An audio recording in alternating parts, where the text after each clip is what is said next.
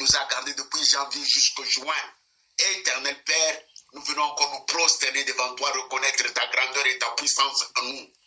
Ce matin, Seigneur, nous nous tournons vers toi. Nous voulons invoquer ta puissance, invoquer ta présence, demander ta grâce, demander ton soutien, ta miséricorde, éternel Père, durant ce moment que nous allons passer ensemble. Père très saint, bénis ce moment. Ma Bible me dit que nous nous laisserons enseigner par toi et que ta parole ne sort jamais en vain. Quand ta parole sort, c'est pour enseigner, édifier, instruire, afin que ton peuple soit propre et prêt pour toute bonne œuvre. Reçois la gloire, reçois l'honneur dans le puissant nom de Jésus. Amen. Amen, amen, amen. Et dites amen avec moi, parce que c'est un privilège, bien-aimé. Avant d'aller plus loin, je voulais dire qu'aujourd'hui, c'est un jour spécial. Pourquoi? Parce que c'est le premier jour, le premier dimanche de la deuxième partie de l'année. Nous avons voyagé ensemble avec vous depuis janvier et le mois de juin, c'est le dernier mois de la première partie de l'année. Et nous commençons la deuxième partie de l'année, d'où je voulais prier pour toi et te bénir après que la Sainte Seine, parce que nous allons finir ce culte par les services de la Sainte Seine. Nous allons prier, c'est le premier dimanche du mois, demander la grâce de Dieu, la faveur de Dieu dans tout ce que nous faisons. Je te laisse 2 minutes avant que je puisse commencer à prêcher. Va à la cuisine, apprête ton verre et puis ou bien ta coupe et ton pain pour pouvoir passer ce temps de communion avec nous. Voilà. Merci, merci, merci, merci. Ce matin, nous faisons la suite de notre sujet qu'on avait commencé la fois passée. C'était développer son intimité avec Dieu. La fois passée, nous avons vu développer son intimité avec Dieu. Après une courte introduction la fois passée, nous avons essayé d'expliquer qu'est-ce que signifie réellement être en intimité avec Dieu. Et nous avons vu que l'intimité avec Dieu désignait une relation très proche avec le Seigneur qui consistait à passer du temps dans sa présence dans le but de le connaître et de faire sa volonté. L'intimité avec Dieu. Nous avons défini les termes et puis on s'était dit que Dieu s'intéresse à beaucoup plus.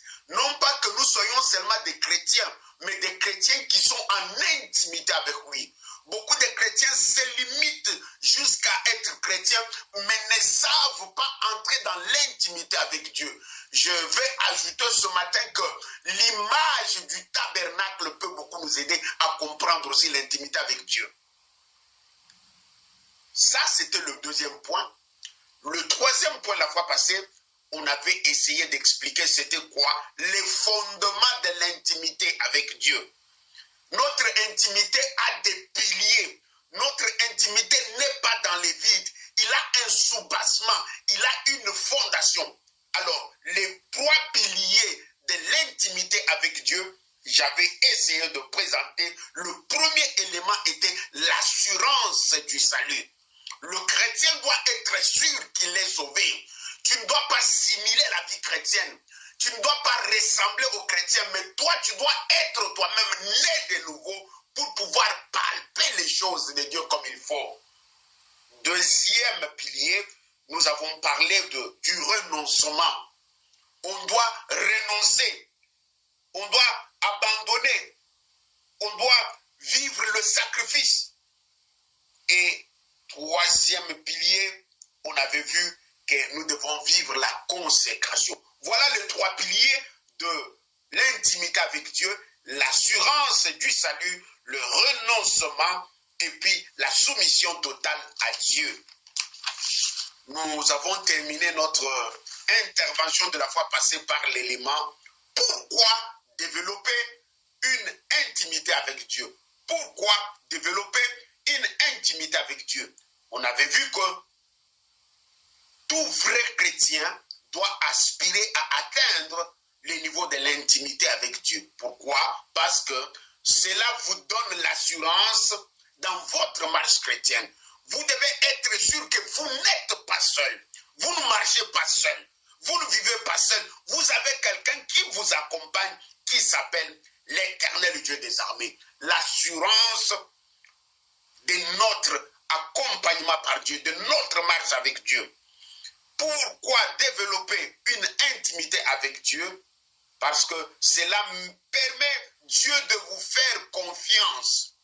Dieu ne fait pas confiance à n'importe qui. Je vous ai donné la fois passée l'exemple de Job. Il faut passer du temps. La confiance se construit, la confiance se gagne. Même auprès de Dieu, c'est la même manière. Dieu va te faire passer par des petits examens, par des petits tests. Plus tu réussis, plus tu gagnes le cœur de Dieu en confiance et cela devient réciproque. Dieu commence aussi à te faire confiance. Pourquoi développer une intimité avec Dieu? Troisièmement, nous avons vu que cela permet Dieu de partager certains secrets avec nous. Dieu a des secrets qu'il ne partage qu'avec ceux qui entrent en intimité avec lui. Il y a des informations générales que toi, tu peux connaître en tant que chrétien dans ta vie, mais il y a des informations secrètes que Dieu ne peut révéler qu'aux chrétiens qui vivent en intimité avec lui. Je vous ai donné l'exemple d'Abraham. Quand Dieu voulait détruire Sodome et Gomorrhe, Dieu n'a pas caché la vérité à Abraham parce qu'il était en intimité avec Abraham. Pourquoi développer une intimité avec Dieu? Cela permet Dieu d'établir une alliance avec vous. Vraiment, atteindre la dimension de l'alliance, c'est la relation souhaitée par tous. Quand tu commences à vivre avec Dieu en alliance, ça change de niveau. Dieu, quand il commence à traiter avec toi sur base d'alliance, c'est que c'est le top des tops. Ce matin, nous faisons la suite de notre enseignement en ajoutant l'élément qui manquait, c'était comment développer notre intimité avec Dieu ou bien comment maintenant cultiver cette intimité-là. Nous avons eu tout ce que nous avons eu le dimanche passé. Aujourd'hui, j'ajoute un seul élément, comment cultiver, comment faire pour que notre intimité devienne palpable, comment faire pour que notre intimité devienne concrète. L'un des éléments que nous devons exploiter, c'est d'abord le texte de Exode 33, le verset 11. Laissez-moi d'abord lire les textes. Exode 33, le verset 11, qu'est-ce que cela dit? Un instant, je cherche mon passage. Exode 33, le verset 11 dit ceci, suivons la lecture. L'Éternel parlait avec Moïse face à face, comme un homme parle à son ami. L'Éternel parlait avec Moïse face à face, comme l'homme parle à son ami. Bien-aimé, tu dois arriver au niveau où Dieu commence à traiter avec toi face à face. Dieu commence à te révéler des choses. Dieu commence à apparaître dans ta vie et te donner des décisions à apprendre. Cela est possible si et seulement si tu cultives, tu entretiens l'intimité avec Dieu. Alors, qu'est-ce que je dois faire, moi, en tant que chrétien, d'une manière pratique, pour que je puisse exercer cette intimité avec Dieu? Le premier élément que je partage avec toi ce matin, cultiver la haine du péché, cultiver la haine du péché et prier pour sortir de toute forme du péché. Cultiver la haine du péché et prier pour sortir de toute forme de péché. Dieu est saint, Dieu est saint, Dieu est saint, Dieu est 3 fois saint. Non, la sainteté de Dieu ne peut pas te toucher, ne peut pas se manifester dans ta vie. Dieu ne peut pas être en communion avec toi si tu ne cultives pas la haine du péché. Ici, je ne parle pas de vivre dans le péché, mais je parle de cultiver la haine du péché. Abandonner le péché, c'est ce que j'ai commis comme péché, j'abandonne, oui. Mais cultiver la haine, c'est qu'on l'a pas que ngai, les soumes gokota na vina ngai te. Cultiver la haine du péché et intercéder, prier pour que cela n'arrive pas dans ta vie. Bien-aimés, lisons ensemble 2 Timothée 2, 19. 2 Timothée 2, 19, pour laisser parler les Saintes Écritures. Un instant.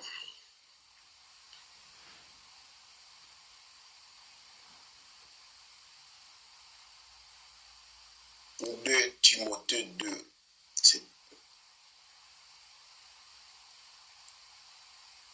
Quelques secondes, je cherche le texte. J'ai mal écrit le passage de Timothée 2, 19. Voilà, c'est le 2 Timothée 2, 19. Néanmoins, le solide fondement de Dieu reste debout avec ses paroles qui lui servent de sceau. Le Seigneur connaît ceux qui lui appartiennent. Et suivez, quiconque prononce le nom du Seigneur, qu'il s'éloigne de l'iniquité. Quiconque prononce le nom du Seigneur, qu'il s'éloigne de l'iniquité. Pour cultiver l'intimité avec Dieu, tu dois avoir en toi la haine du péché. La haine du péché. J'aime bien quand Ésaïe dit au chapitre 59, le verset 1, en disant que ma main n'est pas courte pour vous secourir, ni mon oreille n'est pas bouchée pour écouter ta prière, mais ce sont tes péchés et tes iniquités qui mettent une barrière entre toi et moi. Ça, c'est Dieu qui parle au travers du prophète Ésaïe dans son chapitre 59, verset 1. Mais ma main n'est pas courte pour te secourir et mes oreilles ne sont pas bouchées pour écouter ta prière. Mais à cause de tes péchés, nous sommes éloignés de toi. Quelque part, celui qui veut vivre en intimité avec Dieu, celui qui veut cultiver son intimité, développer son intimité, être dans le niveau le plus élevé de relation avec Dieu, ne doit pas avoir le mal en lui. Dieu a horreur au péché. Dieu a horreur au péché. La tolérance du péché est un grand obstacle à l'intimité avec Dieu. Quelqu'un qui a une vie de légèreté, un chrétien, un frère, il est dans l'église, il sert Dieu, qui n'a pas la vie de la crainte de Dieu, c'est difficile de vivre l'intimité avec Dieu. Voilà pourquoi tu es un peu léger. Voilà pourquoi est-ce que tu n'arrives pas à percer. Voilà pourquoi est-ce que non, tes prières ne bougent pas les camps de l'ennemi. Parce que tu as des fenêtres et des portes ouvertes. Celui qui veut vivre dans l'intimité avec Dieu doit voir toutes les portes de sa vie fermées. Toutes les portes, quand je parle de portes ici, ma bouche c'est la porte par laquelle l'ennemi peut entrer. Mes yeux c'est une porte par laquelle les ennemis peuvent entrer. Les oreilles c'est une porte. Bien aimé, quand on veut vivre en intimité avec Dieu, ferme toutes tes portes. Le toucher c'est aussi une porte par laquelle l'ennemi peut passer. Mais comment fais-tu que toi tu veux vivre en intimité avec Dieu, mais tu as des canaux ouverts, des portes ouvertes? Ça, tu peux passer du temps dans le jeûne et dans la prière. Tu ne verras absolument rien. N'est-ce pas beaucoup de gens disent, pasteur, n'a gêné,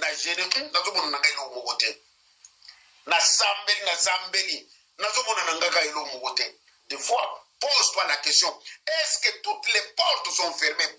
Est-ce que tous les canaux sont fermés? C'est très important quand on veut cultiver l'intimité avec Dieu, de haïr le mal, de haïr le péché, de s'éloigner de l'iniquité. Que celui qui aime l'Éternel haïsse le mal. Ça, c'est un texte biblique. Que celui qui aime l'Éternel haïsse le mal. On ne peut pas aimer l'Éternel, aimer aussi le mal. Dieu aime la sainteté.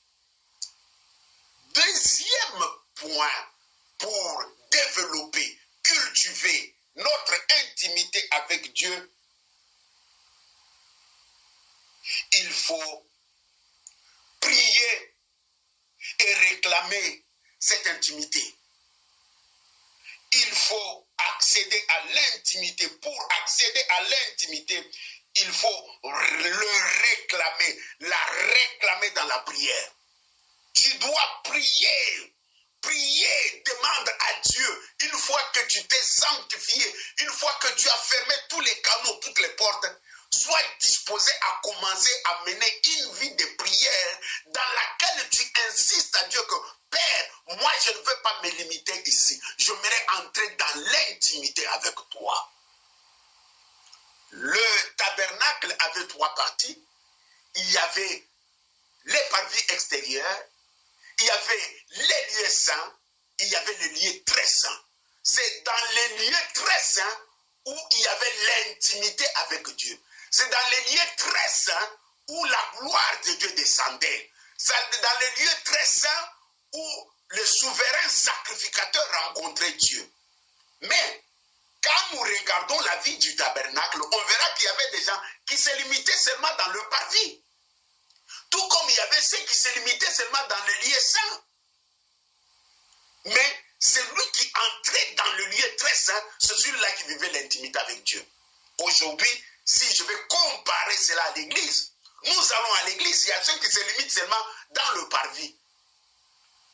Et ce que nous faisons à l'église, ça ne les intéresse pas. Ils viennent tout simplement parce que papa a dit, parce que maman a dit, ou bien parce qu'il vient juste pour, après le culte, il va vendre le foulard, il va vendre les parfums, ou bien il vient parce que, non, je manque à faire, je vais seulement par habitude.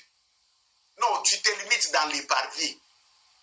Mais il y a au moins ceux qui viennent, qui entrent dans le lieu saint, qui écoutent la parole de Dieu, qui prient, mais d'une manière générale. Tout comme parmi nous, il y a ceux qui viennent, ils écoutent la parole de Dieu, ils lisent, mais ils veulent vivre l'intimité avec Dieu. Ils entrent dans le lieu très saint. Non, ma prière pour toi ce matin, ne te limite pas dans les lieux saints. Entre dans l'intimité de Dieu. Aujourd'hui, le tabernacle, c'est ton corps. Aujourd'hui, le tabernacle, c'est ton église. Il n'y a pas de barrière comme dans l'ancienne alliance où seulement le souverain sacrificateur entrait dans l'intimité. Mais aujourd'hui, les barrières sont tombées, les rideaux est déchiré. Nous tous, nous avons l'identité de sacrificateur pour entrer dans les lieux d'intimité qui est le lieu très saint. Dieu donne accès à tout le monde. À celui qui veut vivre son intimité, il va le réaliser. Lisons Jacques 4, le verset 8. Moi, j'aime bien appuyer, argumenter avec des textes bibliques. Ça aide tout celui qui écoute la parole de Dieu à comprendre que c'est Dieu qui parle. Jacques 4, le verset 8, si je ne me trompe pas, ça dit ceci. Approchez-vous de Dieu, il s'approchera de vous. Je m'arrête là. Deuxième point, pour accéder à l'intimité, il faut le réclamer dans la prière, la réclamer dans la prière. Prie, prie. Dis à Dieu que moi, ma vie doit changer. Je ne dois pas me limiter dans le lieu saint. J'aimerais entrer dans l'intimité avec toi. Et Jacques nous dit que approchez-vous de Dieu, il s'approchera de vous. Dieu a le bras ouvert. Il attend tout celui qui veut vivre l'intimité pour que lui aussi s'approche de lui afin de l'aider à entrer dans les nouvelles dimensions. Faites sincèrement savoir à Dieu que vous voulez être intime avec lui. Faites sincèrement savoir à Dieu que non, moi ma relation ne doit pas être seulement la relation des dimanches. Ma relation ne doit pas être seulement ma relation de prier en l'air, mais ma relation doit aller dans une autre dimension, vivre l'intimité avec toi. Troisième et quatrième élément pour développer, pour cultiver, entretenir l'intimité avec Dieu, demandez à Dieu de se révéler en vous. Suppliez Dieu de vous ouvrir les yeux. Suppliez Dieu de vous remplir votre cœur avec foi. C'est très capital. Demande à Dieu qu'il se révèle à toi. Non, quand Dieu se révèle, choses changent. Je sens la présence de Dieu, ma soeur. Ne néglige pas ce moment. Quand Dieu se révèle, ta vie change.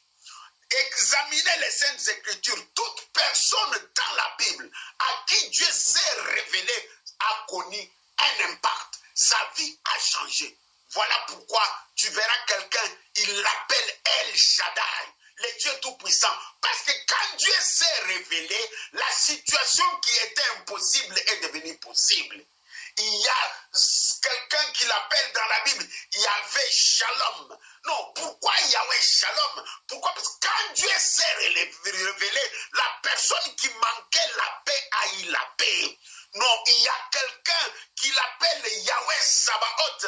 Non, pourquoi? Quand Dieu s'est révélé, Bitumbazalaki nango esila qui peut être Yahvé Sabaoth signifie l'éternel, le Dieu des armées. Non, personne ne peut développer son intimité tant que Dieu ne s'est pas encore révélé. Non, quand Dieu se révèle, ta vie change. Pourquoi? Parce que tu auras tendance toujours à chercher Dieu. Tu auras toujours tendance à t'attacher à Dieu. Parce que tu as touché Dieu. Tu as vu Dieu. Dieu s'est révélé à toi. Dieu doit se révéler à toi. Et Dieu ne se révèle pas à n'importe qui. Dieu se révèle seulement à celui qui le cherche. Dieu se révèle seulement à celui qui le cherche.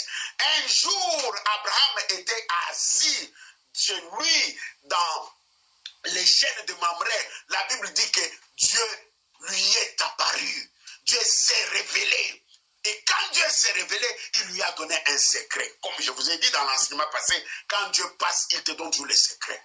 Non, quand Dieu est arrivé, Abraham a précipité Sarah. Sarah a préparé un repas. Ils ont offert une offrande à Dieu.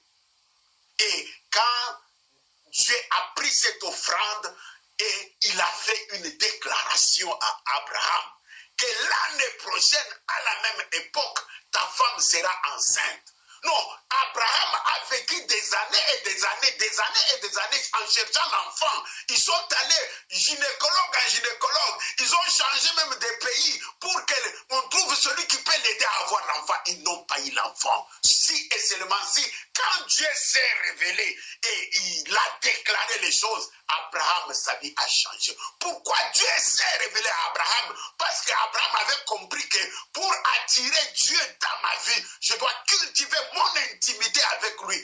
Plus Abraham cultivait l'intimité avec Dieu, plus Dieu s'approchait de lui et il s'est révélé, il lui a donné le secret. L'année prochaine, à la même époque, pas de question, tu auras des biberons dans ta maison et des pampers. Quelle grâce!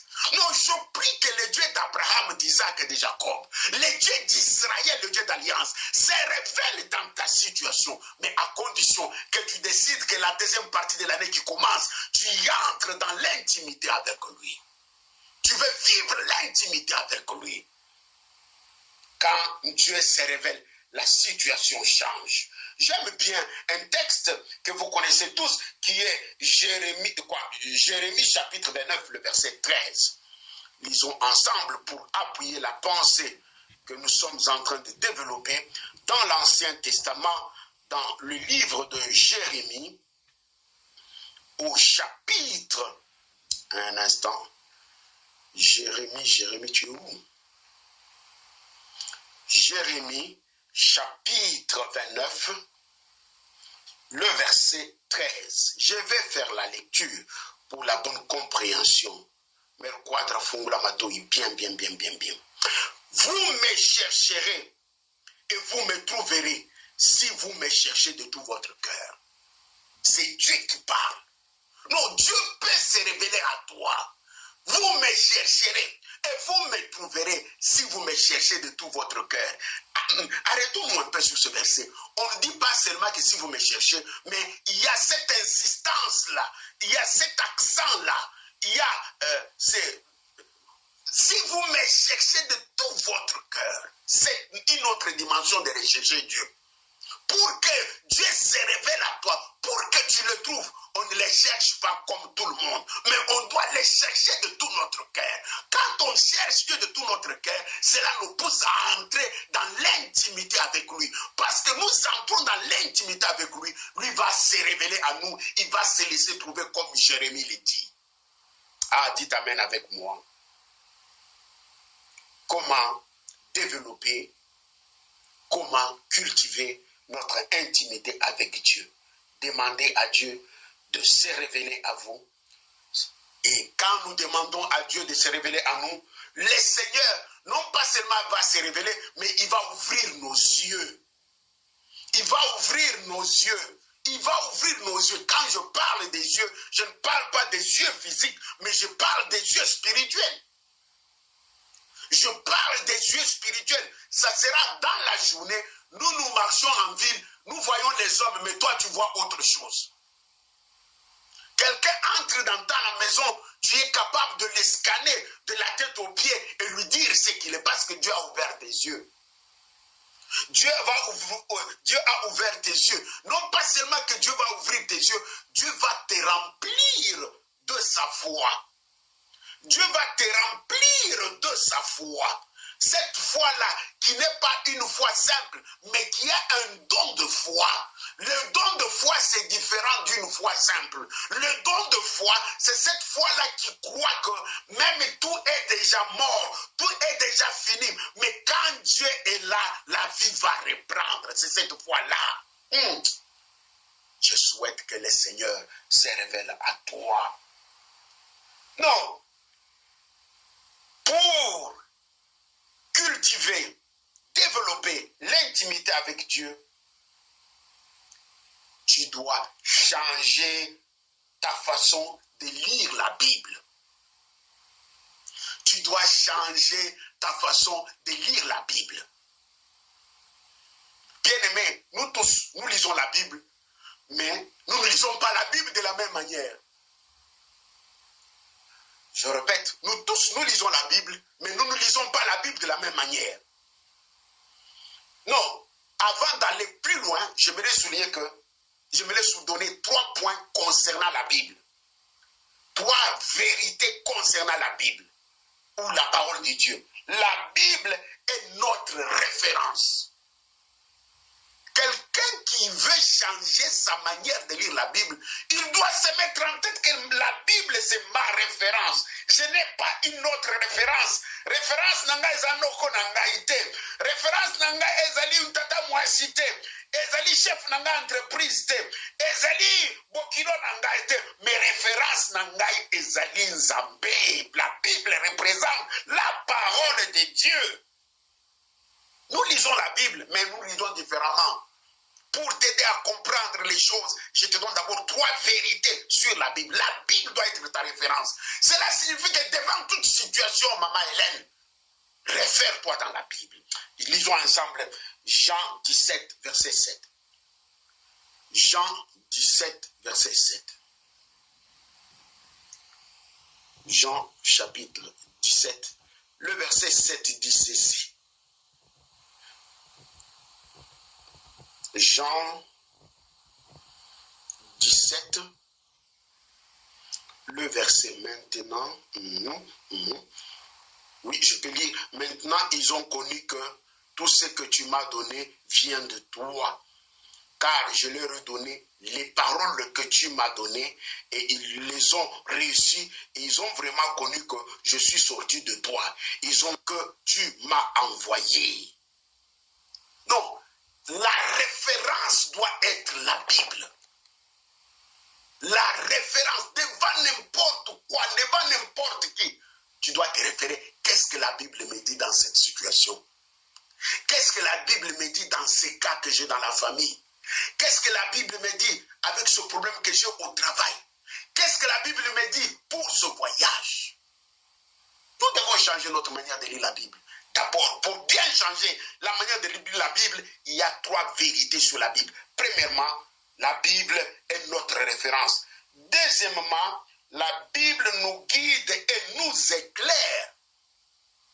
La Bible nous guide et nous éclaire. J'aime bien le verset de Psaume 119 qui dit que ta parole est une lampe à mes pieds et une lumière sur mes sentiers. Ta parole est une lampe à mes pieds et une lumière sur mes sentiers. Non, cherche Mamuntumba à te référer à la parole de Dieu. Tout engagement que tu veux prendre, ma fille, cherche à voir ça avec la parole de Dieu. Je sais que tu as des décisions personnelles, mais avant de faire de ça une décision de ta vie, regarde qu'est-ce que la parole de Dieu dit. Ta parole est une lampe à mes pieds. Avant de mettre un pied quelque part, il faut d'abord y poser la parole de Dieu. Si la parole de Dieu est là, là je peux mettre les pieds. Mais si tu poses la parole de Dieu dans une situation et ça ne passe pas, cela signifie que tu ne peux pas mettre tes pieds dedans. Troisième vérité, avec la Bible est notre nourriture spirituelle. La Bible est notre nourriture. Trois vérités sur la Bible. Troisième vérité, la Bible est notre nourriture spirituelle. Quelqu'un qui veut vivre en intimité avec Dieu, c'est quelqu'un qui a fait de la Bible sa nourriture. Je peux vous rappeler un verset que vous connaissez bien. Matthieu chapitre 4, le verset 4 dit, l'homme ne vit pas seulement de pain, mais l'homme vit de toute parole qui sort de la bouche de Dieu. Non, le pain que tu manges nourrit ton être physique, mais ton vrai moi, ton être intérieur, mange la parole de Dieu, mange la prière, mange la sanctification, mange l'obéissance, mange la crainte de Dieu. Bien-aimé, pour chuter, comme on l'a dit, nous venons de voir comment développer, comment cultiver, comment entretenir notre intimité avec Dieu. Je ne veux pas te rappeler que choisis un endroit seul, prie, jeûne. Non, non, ça j'ai enseigné ça dans ma leçon sur passer du temps avec Dieu. Alors, dans l'intimité avec Dieu, j'ajoute des éléments qui voudront que si tu les associes avec ce que je donnais dans passer du temps avec Dieu, je ne vois pas comment est-ce que tu ne peux pas être en intimité avec Dieu. Notez bien, la maturité chrétienne n'est pas spontanée. La maturité chrétienne n'est pas spontanée. Elle découle d'une relation intime avec Dieu. Elle découle d'une relation d'intimité avec Dieu. Beaucoup de gens veulent être matures, mais ils ne veulent pas payer le prix. Ils ne veulent pas payer le prix. Non. Nous vivons la génération de spontanéité. Tu vas au magasin, tu achètes un petit rien, tu mets au micro-ondes, tu manges. Tu veux manger, tu n'as pas le temps, tu appuies sur le téléphone, on te livre pizza à la maison. Tu veux, non, la génération de spontanéité. Et le monde veut amener cela dans l'église, croyant que dans l'église, tu vas seulement un an après, tu deviens mature. Ça ne se fait pas. Ça ne se fait pas. Non, tu dois prendre du temps. La maturité chrétienne n'est pas spontanée. La maturité chrétienne se cultive, se prépare et se travaille. Un verset pour conclure, Luc 9. Un verset pour conclure, Luc 9.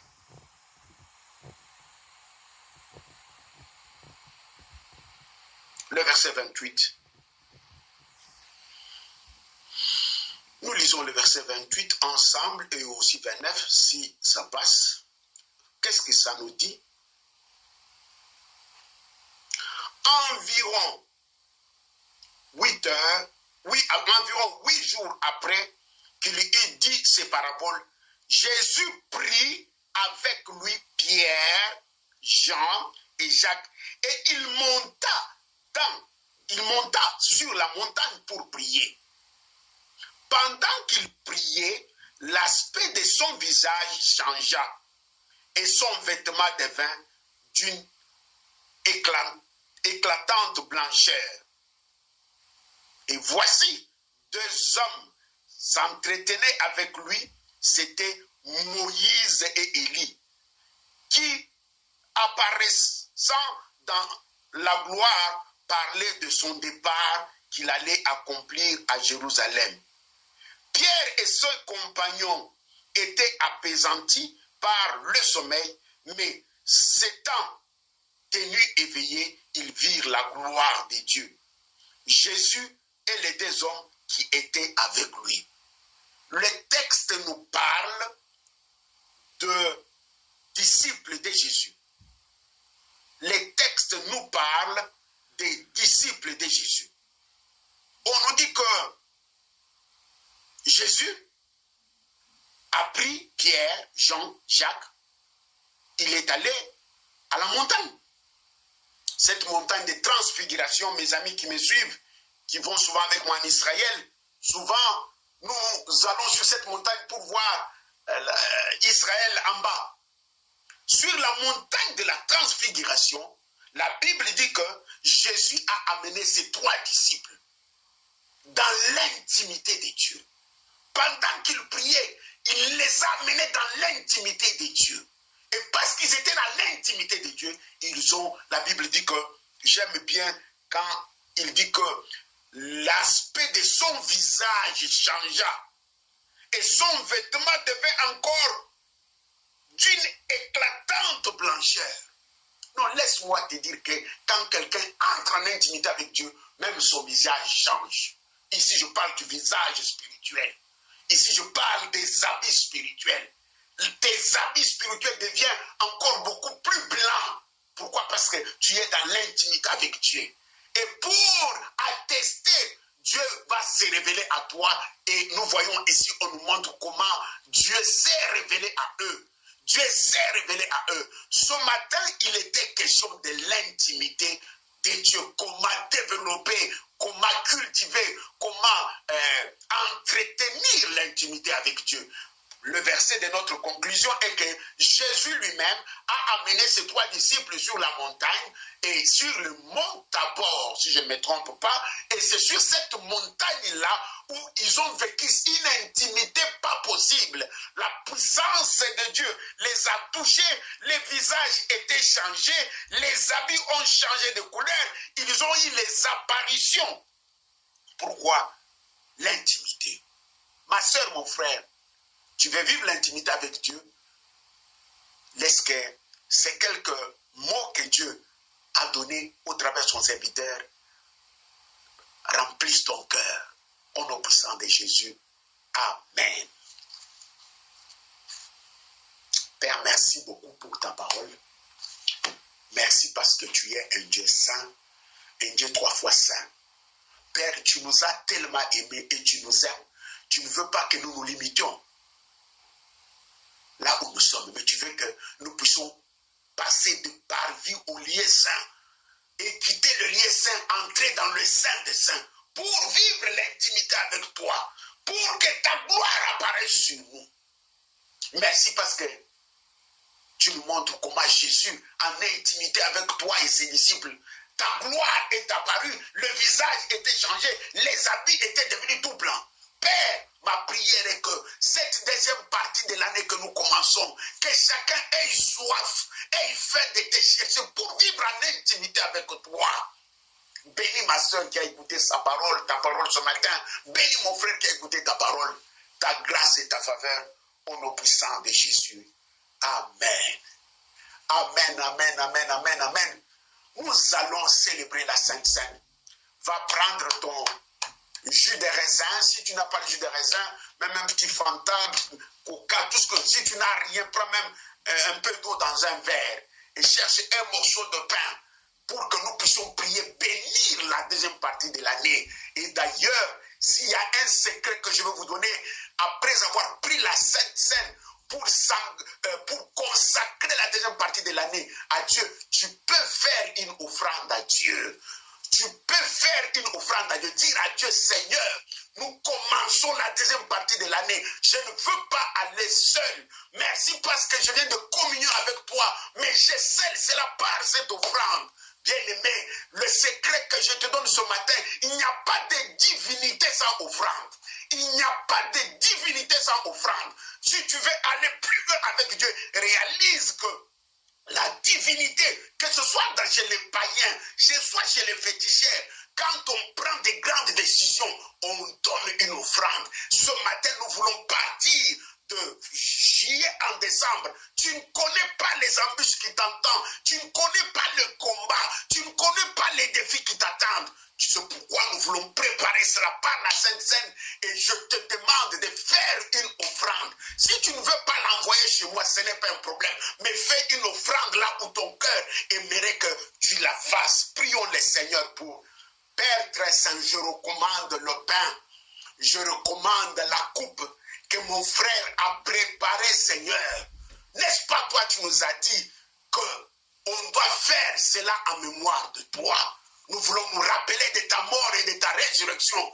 Nous voulons déclarer, Éternel, que celui qui mange ton corps, il boit ta coupe à la vie. Laisse que, Seigneur, que ce pain, que ce vin, Éternel, bénisse la vie de tout un chacun. Là où il y avait la sécheresse, que la vie revienne. Là où il y avait la mort, que la vie revienne. Ce qui était détruit, Éternel, que cela prenne forme dans le puissant nom de Jésus. Je bénis, Éternel, cette table. Ta puissance et ta gloire l'accompagnent. Au nom puissant de Jésus. Amen. Prenons ensemble le pain qui symbolise le corps de notre Sauveur et Seigneur Jésus-Christ et la coupe qui symbolise le sang de notre Maître.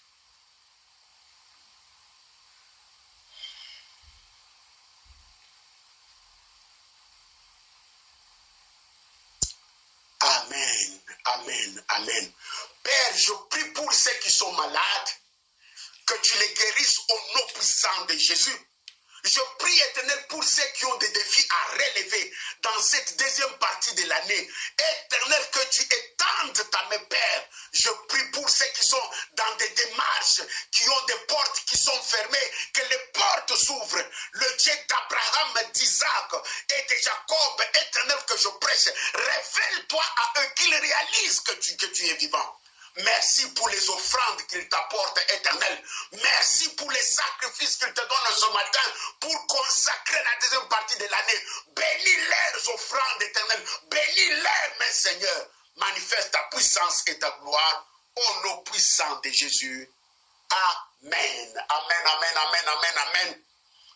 Deux annonces, deux communiqués. Le premier communiqué est que nous avons fini avec l'école, nous inscrivons pour les cours, nous inscrivons pour l'Institut biblique. Les gens qui veulent apprendre à lire la Bible, à approfondir leur communion, ils peuvent s'inscrire à l'école des disciples. Mais si tu es serviteur de Dieu, pasteur, diacre, ancien, tu aimerais aller loin, nous avons l'Institut biblique et théologique de Dortmund, tu peux t'inscrire. Les gens étudient à distance. Quelqu'un m'a posé la question de savoir que Tobando Royal Allemagne, t'es ata ufanda kana Japon, ata ufanda kana Luanda kuna Angola, mais ukuiko tanga epai na biso. Chaque année, on a des étudiants en Chine, aux États-Unis, au Canada, au Congo, n'en parlons même pas, mais l'école est en Allemagne, ils étudient. De même que toi aussi, tu peux te connecter pour approfondir ta relation avec Dieu. Oh, Saint-Esprit, que personne ne te trompe, le Saint-Esprit joue son rôle et toi tu dois jouer aussi ton rôle. Viens t'inscrire à l'Institut biblique pour ta connaissance. J'annonce que le mois prochain, le mois d'août, comme le mois d'août passé, j'organise toujours l'école des femmes des pasteurs. L'école des femmes des pasteurs, c'est pendant 2 week-ends. Tu es femme d'un pasteur, femme d'un ancien, femme d'un diacre. Tu aimerais apprendre comment accompagner ton mari dans le ministère, comment le soutenir. Pendant 2 week-ends, au mois d'août, j'aurai l'école des femmes des pasteurs. Tu es femme d'un pasteur, viens. Les femmes des pasteurs qui étaient là, une 50aine de femmes de pasteurs, elles étaient bénies et elles sont parties avec de très bons témoignages. La deuxième édition aura lieu au mois d'août. Je prépare les affiches et puis je vais fixer les dates. J'ai besoin des femmes des pasteurs. Un séminaire bénissant, un séminaire qui va révolutionner ton ministère et celui de ton mari. Que Dieu vous bénisse. Bon dimanche. Au revoir. N'oubliez pas Maloba Mabomo ce soir